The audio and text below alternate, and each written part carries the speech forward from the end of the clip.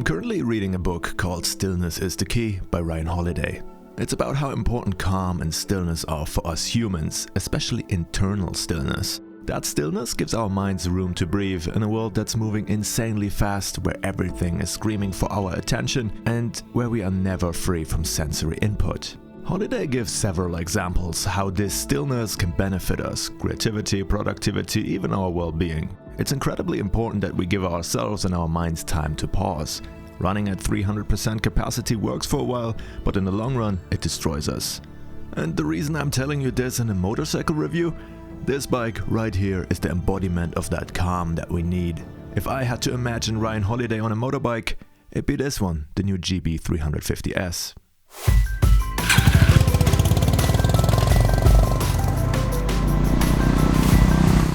Riding this thing into sunset feels like having a beer with your best buddy at a campfire. So, what exactly is this bike? Why does it feel like therapy on wheels? Why don't we see more of them on the road? What's great about it and what sucks? I spent several weeks riding it and I've got a final verdict. Welcome to the GB350S review.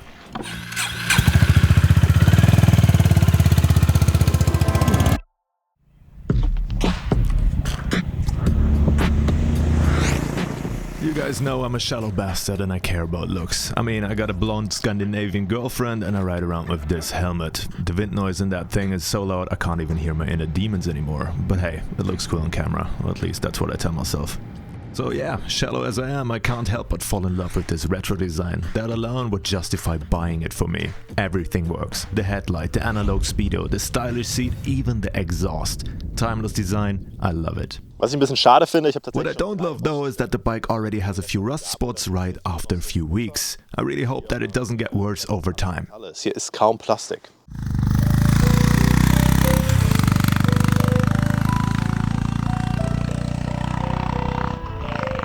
The bike is powered by a single-cylinder engine and it thumbs along beautifully. The sound is like a heartbeat. But it's not just the design that makes this bike special, it's also the price. In Germany you can get it for 4,600 euros brand new with a 6-year warranty.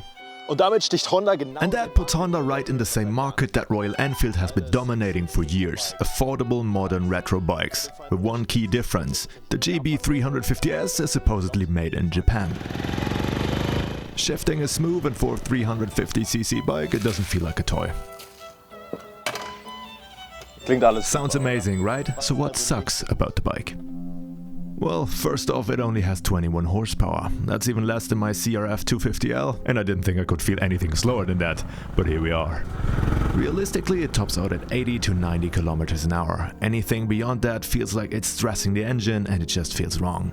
Overtaking is only possible if the other guy is parked or driving in reverse, and you really have to adjust your riding style and let go of the idea that you will ever zip past someone in a hurry. Ich habe damals mit meiner Back when I rode my original Himalayan and CRF250L, I'd just take a P-brake whenever there was a truck in front of me on a twisty road. Same deal here.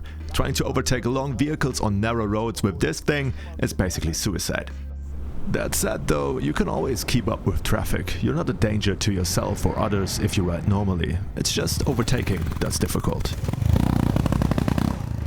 Dazu kommt natürlich das Getriebe. Also, the gearbox only has 5 gears and the 5th gear is so tall that on flat ground you're just barely holding speed. The moment there is a slight incline, you'll have to downshift. And like any single-cylinder engine, it has more vibrations than a twin or a 4 or even 6-cylinder, obviously. The bike weighs 178 kilos fully fueled. That's not a heavy bike by any means, but considering the power, it does feel a bit sluggish. Shedding a few kilos here and there would be nice, but that would probably mean replacing all the nice metal parts with plastic, so I'd rather carry the extra weight. The seat is comfy, no doubt, but it's also quite wide. I love that, but riders with shorter legs might find it harder to flat foot. The seat height is about 800 millimeters. That's not crazy high, but with the width, it's noticeable. The service is due every 6,000 kilometers for the small maintenance and 12,000 for the major stuff. My last complaint is about the always-on indicators Honda now puts on their bikes. They just don't really vibe with the GB350S. Yeah, they are a safety feature and part of the brand style, but on this retro bike they feel out of place. That said, blinkers are easy to swap, so who cares?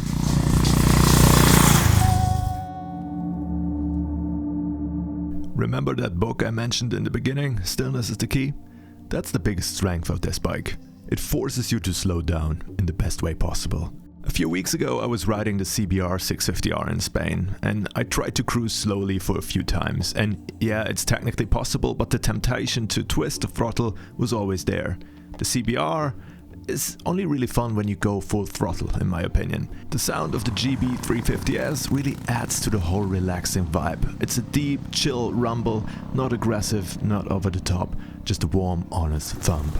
And visually, it's a total eye-catcher. I regularly get comments at gas stations or parking lots that retro look works, and even for people who have zero interest in motorcycles. Meine Mom hat ihren Bruder verloren. My mom lost her brother in a motorcycle accident when he was just 18 years old, and she has hated bikes ever since. But even she has admitted that this bike looks super cool and has a great vibe.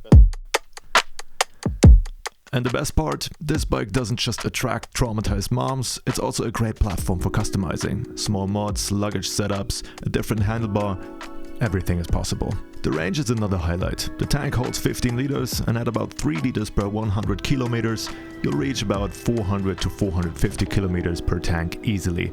That's better than most bikes. Combined with the low purchase price and the fuel economy, it's super affordable to cruise around. Was ist aber mit der Konkurrenz? What about competitors though? There are brands that have owned this niche for years. Let's be real here for a second. Honda clearly designed this bike to get head-to-head with Royal Enfield. Royal Enfield has been killing it for years with affordable, sexy retro bikes for everyone. The direct competitor to the GB350S is the Royal Enfield 350 lineup. Similar concept, relaxed seating position, retro design, single-cylinder engine, about 20 horsepower, 5 gears, basically a twin to the GB350S on paper. The bikes cost around 4,000 to 5,000 euros in Germany depending on the trim, so it's a direct comparison to the Honda version. The only real difference that I see is where they are built. The GB350S is supposedly made in Japan, the Enfields are made in India. Das bedeutet natürlich nicht automatisch schlechtere Qualität. That of course doesn't automatically mean inferior quality, but in terms of finish, precision and longevity, I personally trust Honda more. I've owned a Royal Enfield Himalayan and while it was one of my all-time favorite bikes, it wasn't exactly trouble-free. Ganz sicher nicht. The service intervals are similar, the riding experience too, the style is subjective. Both manufacturers are great, but they probably appeal to slightly different crowds. Royal Enfield is more lifestyle, more community, less mainstream, and Honda will probably sell like crazy and feel more like a safe bet. I think you can't go wrong with either manufacturer, but if you want to see my 350 Royal Enfield reviews in the future, don't forget to subscribe. At the end of the day, we could talk about every bolt and screw for another 3 hours compared to any other manufacturer, but I think it's clear who this bike is for and who's better off with something beefier. The GB350S is a fantastic little machine, but you have to approach it with the right expectations. I love it and I think this is what motorcycling is all about, and as a motorcycle reviewer there's no higher praise than saying I'm buying one with my own money.